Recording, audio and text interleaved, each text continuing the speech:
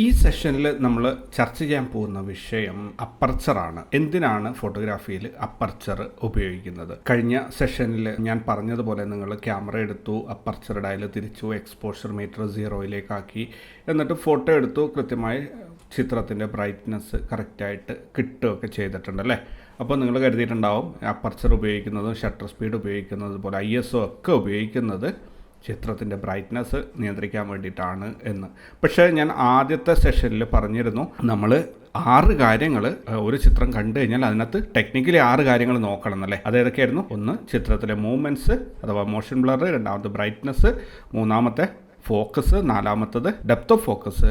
അഞ്ചാമത്തേത് നോയ്സ്. ആറാമത്തേത് ചിത്രത്തിൻ്റെ കളർ അല്ലെങ്കിൽ വൈറ്റ് ബാലൻസ്. ഈ 6 കാര്യങ്ങൾ നമ്മൾ ചിത്രത്തിൽ നോക്കണം നിർബന്ധമായിട്ടും. അങ്ങനെ വരുമ്പോൾ നമ്മൾ ആദ്യത്തെ ഒരു സെഷൻ കഴിഞ്ഞു, അതായത് മോഷൻ എങ്ങനെയാണ് കൺട്രോൾ ചെയ്യേണ്ടത് അല്ലെങ്കിൽ മോഷൻ ബ്ലർ എങ്ങനെയാണ് കൺട്രോൾ ചെയ്യേണ്ടത് എന്ന് നമുക്ക് മനസ്സിലായി. രണ്ടാമത്തത്, അതിന് മുൻപേ നമ്മൾ പ്രാക്ടീസ് ചെയ്തിട്ടുണ്ടല്ലോ, എക്സ്പോഷർ എങ്ങനെയാണ് ചിത്രത്തിൻ്റെ ബ്രൈറ്റ്നസ് കൃത്യമാക്കുക. എക്സ്പോഷർ മീറ്റർ 0-ലേക്ക് കൊണ്ടുവന്നിട്ടാണ് ചിത്രത്തിൻ്റെ ബ്രൈറ്റ്നസ് കൃത്യമാക്കുക. രണ്ടാമത്തെ പോയിന്റ് പെർഫെക്റ്റ് ആണ്. അതിന് ഏതൊക്കെയാണ് ടൂൾസ്? ഈ 3-ൽ ഏത് ടൂളും ഉപയോഗിക്കാം. പക്ഷേ ഷട്ടർ സ്പീഡ് ഉപയോഗിക്കുമ്പോൾ അതിന് അതിൻ്റേതായ ക്രൈറ്റീരിയ ഫോളോ ചെയ്തിട്ട് തന്നെ ഉപയോഗിക്കണം. അപ്പോൾ പിന്നെ നിങ്ങൾക്ക് ഫ്രീ ആയിട്ട് യൂസ് ചെയ്യാൻ ഇനി 2 ഉള്ളൂ. ഏതൊക്കെയാണ്? അപ്പർച്ചറും ISOയും. അപ്പോൾ ഇത് ഉപയോഗിക്കുമ്പോൾ ഇതിനും എന്തെങ്കിലും ക്രൈറ്റീരിയ ഉണ്ടോ എന്നാണ് നമ്മളിപ്പോൾ നോക്കാൻ പോകുന്നത്. അപ്പോൾ ഈ സെഷനിൽ ഞാൻ പറയാൻ പോകുന്നത് അപ്പർച്ചർ എന്താണെന്ന് നിങ്ങൾക്ക് വ്യക്തമായിട്ട് മനസ്സിലായിട്ടുണ്ടല്ലോ അല്ലേ? ഇല്ലെങ്കിൽ ഇതിന് മുൻപേ അപ്പർച്ചറിൻ്റെ സെഷൻ വിശദമായിട്ട് പറയുന്നുണ്ട്. അപ്പർച്ചർ എങ്ങനെയാണ് വർക്ക് ചെയ്യുന്നത് എന്നൊക്കെയുള്ളത്. അപ്പർച്ചറിൻ്റെ നമ്പർ എന്താണ്, അപ്പർച്ചർ നമ്പർ കൂടുമ്പോൾ എന്ത് സംഭവിക്കും, കുറയുമ്പോൾ എന്ത് സംഭവിക്കും എന്നൊക്കെ വിശദമായിട്ട് ആ സെഷനിൽ പറയുന്നുണ്ട്. അപ്പോൾ നിങ്ങളത് സ്കിപ്പ് ചെയ്തെങ്ങാനും പോയിട്ടുണ്ടെങ്കിൽ ഒന്ന് ബാക്കോട്ട് പോയിട്ട് അപ്പർച്ചറിൻ്റെ ആ ഒരു സെഷൻ വ്യക്തമായിട്ടൊന്ന് കേട്ടിട്ട് വരിക. കേട്ടിട്ടുണ്ടെങ്കിൽ നമുക്ക് ഈ സെഷൻ കണ്ടിന്യൂ ചെയ്യാം. അപ്പോൾ ഫോട്ടോഗ്രാഫിയിൽ അപ്പർച്ചറിൻ്റെ റോൾ എന്താണ്, എന്തിനാണ് അപ്പർച്ചർ ഉപയോഗിക്കുന്നത് എന്ന് നോക്കാം. ക്യാമറയുടെ അപ്പർച്ചർ ഡിസൈൻ ചെയ്തത് പ്രകാരം ലെൻസ് ബാരലിൻ്റെ ഹോള് വലുതാക്കാനും ചെറുതാക്കാനും ഉപയോഗിക്കുന്ന ഒരു മെക്കാനിസമാണ് അപ്പർച്ചർ. പക്ഷേ ഫോട്ടോഗ്രാഫിയിൽ അപ്പർച്ചർ ഉപയോഗിക്കുന്നത് ഡെപ്ത് ഓഫ് ഫോക്കസ് കൺട്രോൾ ചെയ്യാൻ വേണ്ടിയിട്ടാണ്. എന്താണ് ഡെപ്ത് ഓഫ് ഫോക്കസ്? നിങ്ങളൊരു ഫോട്ടോ എടുക്കുകയാണ്, 3 പേര്, ഒരാളുടെ പുറകിൽ മറ്റേ ആൾ, അയാളുടെ പുറകിൽ മറ്റേ ആൾ, അങ്ങനെ 3 പേരെ പുറകിലായിട്ട് നിർത്തിയിട്ട് ഫോട്ടോ എടുക്കുകയാണ്. അവിടെ നിങ്ങൾക്ക് സ്വാഭാവികമായിട്ട് 3 നിങ്ങളുടെ സുഹൃത്തുക്കളാണ്, നിങ്ങൾക്ക് 3 പേരെയും ഷാർപ്പായിട്ട് ഫോക്കസായി കിട്ടണം. ഇവിടെയാണ് ഡെപ്ത് ഓഫ് ഫോക്കസിൻ്റെ ഒരു റോള് വരുന്നത്.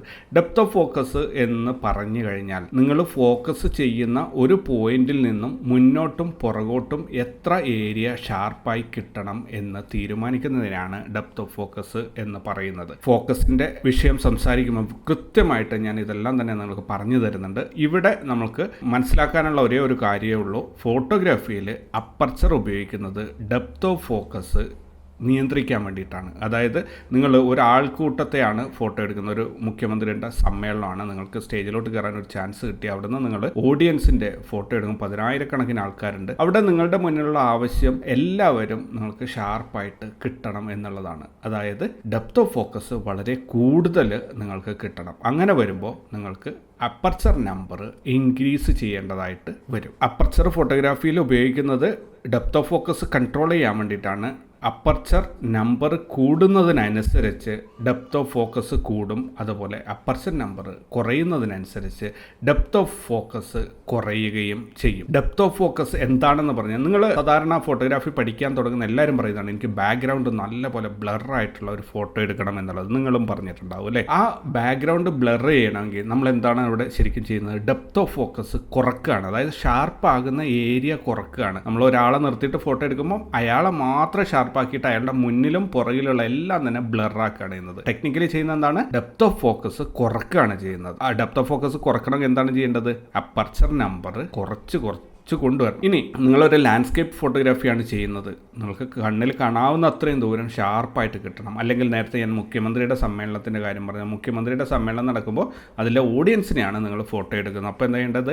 ഈ അറ്റം മുതൽ നിങ്ങൾക്ക് കണ്ണിൽ കാണാവുന്ന അത്രയും ദൂരത്തേക്ക് എല്ലാവരും തന്നെ ഷാർപ്പായതുപോലെ നിങ്ങൾക്ക് ചിത്രത്തിൽ കിട്ടണം. അവിടെ ടെക്നിക്കലി നമ്മൾ എന്താണ് ചെയ്യേണ്ടത്? ഡെപ്ത് ഓഫ് ഫോക്കസ് ഇൻക്രീസ് ചെയ്ത് കൊടുക്കണം. ഡെപ്ത് ഓഫ് ഫോക്കസ് ഇൻക്രീസ് ചെയ്യാൻ എന്താണ് ചെയ്യേണ്ടത്? അപ്പർച്ചർ നമ്പർ ഇൻക്രീസ് ചെയ്യണം. മനസ്സിലായോ? ഒരു ഉദാഹരണം വെച്ചിട്ട് ഞാൻ നിങ്ങൾക്ക് ഈ കാര്യങ്ങൾ എന്താണ് ഡെപ്ത് ഓഫ് ഫോക്കസ് എന്നുള്ളത് വിശദീകരിച്ചു തരാം. ഡെപ്ത് ഓഫ് ഫോക്കസിന് ഡെപ്ത് ഓഫ് ഫീൽഡ് എന്നും ഒരു വിളിപ്പേരുണ്ട്. ശരിക്കുള്ള വാക്ക് ഡെപ്ത് ഓഫ് ഫോക്കസ് എന്ന് തന്നെയാണ്. അപ്പോൾ എന്താണ് ഡെപ്ത് ഓഫ് ഫോക്കസ് എന്ന് ഒരു ഉദാഹരണത്തിലൂടെ ഞാൻ പറഞ്ഞുതരാം. നിങ്ങളുടെ ഒരു സുഹൃത്തിനെ ഒരു സ്ഥലത്ത് നിർത്തി അദ്ദേഹത്തിൻ്റെ ഒരു ഫോട്ടോ എടുക്കുകയാണ്. അപ്പോൾ അയാളുടെ പുറകിൽ ഒരുപാട് സ്ഥലമുണ്ട്, നല്ല മനോഹരമായൊരു പൂന്തോട്ടമാണ്, അല്ലെങ്കിൽ കുറേ കുന്നും മലകൾ, ഒരു വെള്ളച്ചാട്ടമൊക്കെ ഉണ്ട്. ഇവിടെ നിങ്ങളുടെ മുന്നിൽ 2 ഓപ്ഷനാണുള്ളത്. ഒന്നുകിൽ നിങ്ങൾക്ക് ബാക്ക്ഗ്രൗണ്ട് ബ്ലറായിട്ടുള്ള ഒരു ഫോട്ടോ എടുക്കാം. അതിൽ ഈ ആൾ നല്ല സ്ട്രൈക്കിംഗ് ആയിട്ട് നല്ല പോലെ ഷാർപ്പായിട്ടുണ്ടാവും, പക്ഷേ ബാക്ക്ഗ്രൗണ്ടിൽ ആ വെള്ളച്ചാട്ടവും കുന്നും മലയൊക്കെ ബ്ലറായി പോയിട്ടുണ്ടാവും. അല്ലെങ്കിൽ നിങ്ങൾക്ക് എന്താണ് ചെയ്യാൻ പറ്റുക, ആ ബാക്ക്ഗ്രൗണ്ട് കൂടി ഷാർപ്പാക്കി എടുക്കുക. അപ്പോൾ ഫോട്ടോ കാണുന്ന ആൾ ഇവരെവിടെയോ ഒരു വെള്ളച്ചാട്ടത്തിൻ്റെ അടുത്ത് പോയിട്ടുണ്ട് എന്ന് അവർക്ക് തോന്നും അല്ലേ. അപ്പോൾ നമ്മൾ ആ ബാക്ക്ഗ്രൗണ്ട് കൂടി നമുക്ക് ഷാർപ്പായി കിട്ടണമെങ്കിൽ എന്താ ചെയ്യേണ്ടേ, നമ്മൾ ഡെപ്ത് ഓഫ് ഫോക്കസ് കൂട്ടണം, ഷാർപ്പാകുന്ന ഏരിയ കൂട്ടണം. ഡെപ്ത് ഓഫ് ഫോക്കസ് കൂട്ടാൻ എന്താണ് ചെയ്യേണ്ടത്, അപ്പർച്ചർ നമ്പർ ഇൻക്രീസ് ചെയ്യണം.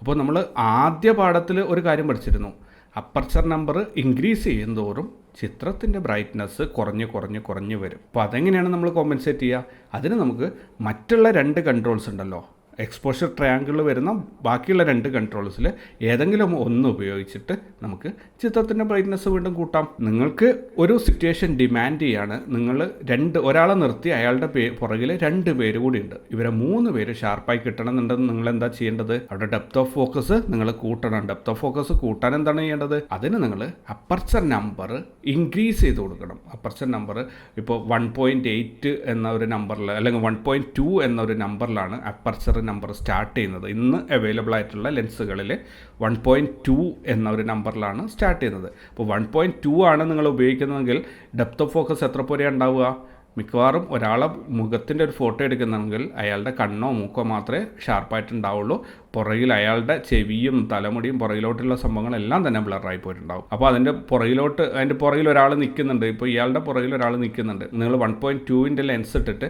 ആദ്യത്തെ ആളിനെ ഒന്ന് ഷാർപ്പാക്കി എടുത്തിട്ട് അപ്പർച്ചർ നമ്പർ 1.2 തന്നെയാണ് ഉപയോഗിച്ചതെങ്കിൽ നിങ്ങൾക്ക് പുറകിലുള്ള ആൾ കംപ്ലീറ്റ്ലി വൈപ്പ് ഔട്ടായി പോയിട്ടുണ്ട്, അയാൾ ബ്ലറായിട്ട് അയാളെ കാണാനേ ഉണ്ടാവില്ല അല്ലേ. അപ്പോൾ അയാളെയും കൂടെ നിങ്ങൾക്ക് ഷാർപ്പായി കിട്ടണമെങ്കിൽ എന്താ ചെയ്യേണ്ടത്, നിങ്ങൾ ഈ 1.2 എന്നുള്ള അപ്പർച്ചർ നമ്പർ ഒന്നുകൂടെ ഇൻക്രീസ് ചെയ്തിട്ട് ഒരു 2.8 3.5 5.6 അങ്ങനെ ഇൻക്രീസ് ചെയ്തിട്ട് അവിടെ പുറകിലുള്ള ആളെ എവിടെ വെച്ച് ഷാർപ്പായി കിട്ടുന്നോ അവിടെ നിങ്ങളുടെ അപ്പർച്ചർ നമ്പർ സ്റ്റോപ്പ് ചെയ്യണം. മനസ്സിലായോ അത്? അപ്പോൾ നിങ്ങളുടെ ഈ ഡെപ്ത് ഓഫ് ഫോക്കസ് എന്ന് പറയുന്നതിൽ ഒരു കാര്യം നിങ്ങൾ പ്രത്യേകം ശ്രദ്ധിക്കണം. ഒരു ഒബ്ജക്റ്റ് നിങ്ങളുടെ ക്യാമറയിൽ നിന്നും നിങ്ങൾ ഫോട്ടോ എടുക്കുന്ന ഒബ്ജക്റ്റിലേക്കുള്ള ദൂരം അതെത്രയായാലും കുഴപ്പമില്ല, പക്ഷേ ആ ഒബ്ജക്റ്റിൻ്റെ മുന്നോട്ടും പുറകോട്ടുമുള്ള ഏരിയയാണ് നിങ്ങളിവിടെ ഈ അപ്പർച്ചർ നമ്പർ മാറ്റുന്നതിലൂടെ തീരുമാനിക്കുന്നത്. ആ ഒബ്ജക്റ്റിൻ്റെ അടുത്ത് നിന്ന് നിങ്ങളുടെ ക്യാമറയുടെ ഭാഗത്തോട്ട് എത്ര ഏരിയ ഷാർപ്പാവണം, അതുപോലെ ആ ഒബ്ജക്റ്റിൽ നിന്നും ദൂരത്തേക്ക് പുറകിലോട്ട് എത്ര ഏരിയ ഷാർപ്പാകണം എന്നാണ് നിങ്ങൾ ഈ അപ്പർച്ചർ നമ്പർ ഇൻക്രീസ് ചെയ്യുന്നതിലൂടെ തീരുമാനിക്കുന്നത്, അല്ലെങ്കിൽ അപ്പർച്ചർ നമ്പർ മാറ്റുന്നതിലൂടെ തീരുമാനിക്കുന്നത്.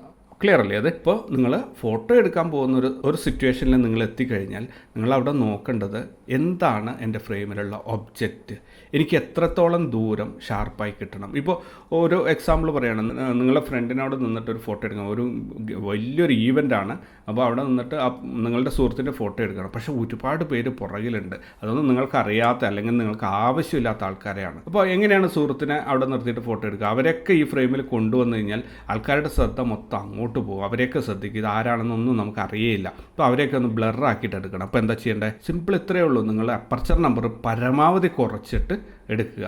സാധാരണയായിട്ട് ഒരു 1.8 2.8 ഒക്കെ ഇട്ട് കഴിഞ്ഞാൽ ഒരാളെ മാത്രമായിട്ട് നമുക്ക് ഷാർപ്പായി കിട്ടും, അതിൻ്റെ പുറകിലുള്ള എല്ലാം ബ്ലറാവും, മുന്നിലുള്ളതും ബ്ലറായി കിട്ടും. ക്ലിയർ അല്ലേ അത്? അപ്പോൾ ഡെപ്ത് ഓഫ് ഫോക്കസ് എന്നുള്ളത് സിറ്റുവേഷൻ ഡിമാൻഡ് ചെയ്യുന്നതിനനുസരിച്ചാണ് നമ്മൾ സെറ്റ് ചെയ്യേണ്ടത്.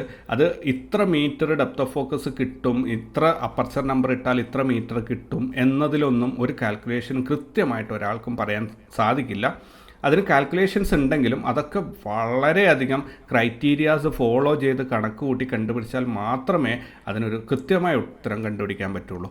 അത് ക്യാമറ, ലെൻസ്, ഫോക്കൽ ലെങ്ത് എല്ലാം തന്നെ മാറുന്നതനുസരിച്ച് ഈ കാൽക്കുലേഷനൊക്കെ മാറും. അതുകൊണ്ട് ഏറ്റവും നല്ലൊരു ഓപ്ഷൻ എന്ന് പറഞ്ഞു കഴിഞ്ഞാൽ നിങ്ങൾ ഫസ്റ്റ് ഒരു ട്രയൽ ഷോട്ട് അടിക്കുക. നിങ്ങൾ ഒരു ഗ്രൂപ്പ് ഫോട്ടോ എടുക്കുകയാണ്. ഇപ്പോൾ ഗ്രൂപ്പ് ഫോട്ടോ എടുക്കുമ്പോൾ ഇപ്പോൾ സ്ക്രീനിൽ കാണുന്നത് പോലെ ഒരാൾ നിൽക്കുന്നുണ്ട്, അയാളുടെ വലത്തോട്ടും ഇടത്തോട്ടും, അതായത് ഫോട്ടോഗ്രാഫർ നിങ്ങൾ ക്യാമറയും വെച്ചിട്ട് ഇവിടെ നിന്നിട്ട് നോക്കുകയാണ്. അപ്പം മുന്നിൽ നടുക്ക് ഒരാളെ നിങ്ങൾ ഫോക്കസ് ചെയ്തു, അയാളുടെ 2 വശത്തേക്കും കുറച്ച് പേരെ നിർത്തി അതിൻ്റെ പുറകിൽ ഒരു ലൈനിലും കൂടി ആൾക്കാരെ നിർത്തി, അതിൻ്റെ പുറകിൽ ഒരു ലൈനും കൂടെ നിർത്തി, അതിൻ്റെയും പുറകിൽ ഒരു 4 ലൈനിൽ ആൾക്കാരുണ്ട്.